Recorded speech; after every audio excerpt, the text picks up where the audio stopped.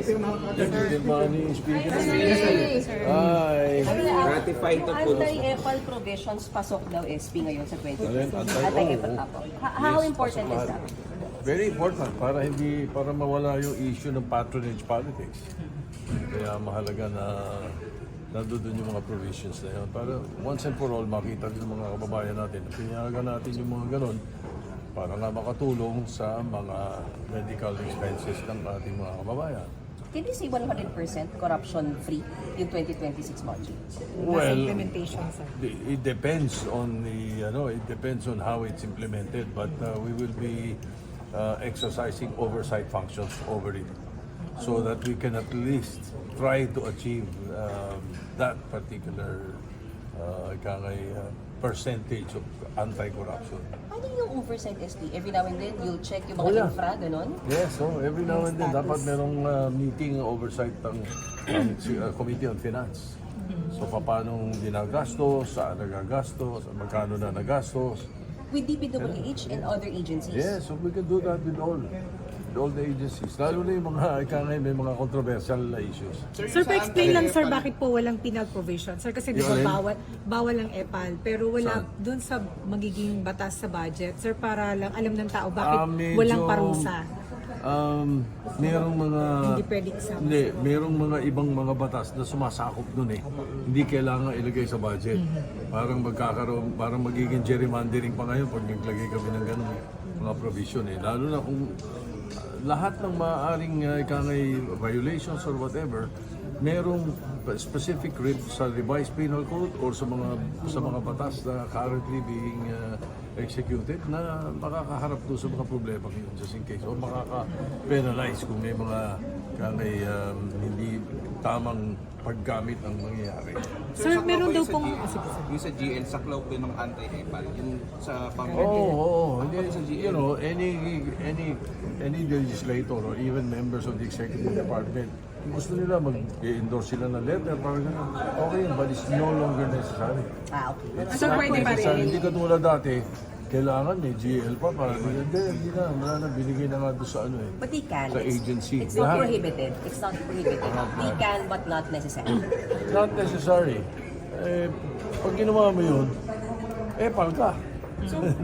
Kitang-kita nga natin. Yun nga iniiwasan natin. So, part yan, sir, Hindi na kailangan gawin niya. Part yan ng anti-EPAL provision? Yes, That's yes. specifically stated. Saka yung ayuda, sir, yung pamimigay. Bawal na. Oo. Bawal na. Bawal. Sir, meron daw Bawal pong ang mga GL. cabinet members na may insertions din na hindi dapat. So, how should that be looked into? Pwede bang I'm not too familiar about with that particular issue kasi hindi ko naman.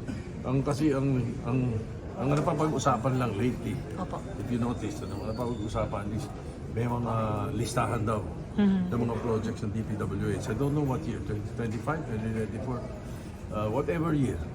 Kung may listahan ng DPWH ng mga projects, hindi yun ang dapat tanong doon. Ang tanong, may SARO ba? Na-release ba? Meron bang NCA?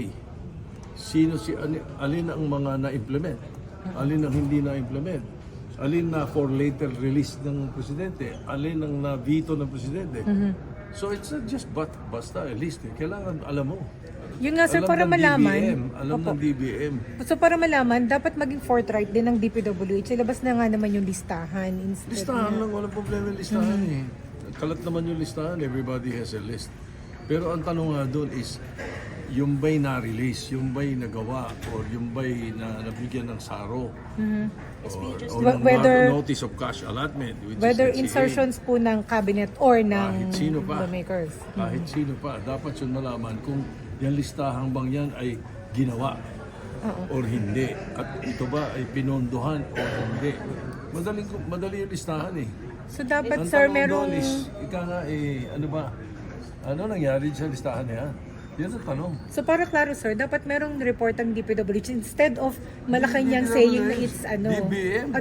DBM. Oo, So, kasi sinasabi... DPWH, basta listahan lang yun eh. Kasi- Well, of course, the DPWH would be able to say also kung alin doon ang mga nagawa at hindi. Korea. Sir, kasi sinasabi agad ng Malacanang, like, Jose Castro, na it's hearsay. So, instead of dismissing it na ganon, dapat magkaroon ng report, Kanya-kanyang sir. perspective yan eh. Sa akin kasi, ang perspective ko, it's a list. You know? Ang tanong doon sa list na yun is, ginawa ba yun? Nga yung mga projects na yun, pinondohan ba ng gobyerno? So DBM pala tanong dapat, doon. sir. DBM. Hindi yung listahan na listahan, daling gumawa ng listahan. SB yung sa GL lang, hindi kailangan pero hindi pinagbawal. Pwede pa rin if gugustuhin mag-GL. Parang, what do you call this, hindi exactly sinabing pinagbawal, ano? Kasi hindi mo naman, hindi specific, pero implied. The EPAL provisions implied na dapat iwasan na yun. Yan. Sir, hindi ba Alright? better na naging specific yun? Baka kasi Again, magpatuloy. merong mga bagay na hindi pwedeng ilagay sa budget. There are specific laws and rules that carry that address those particular concerns. Okay. Yeah. Okay. Happy New Year po.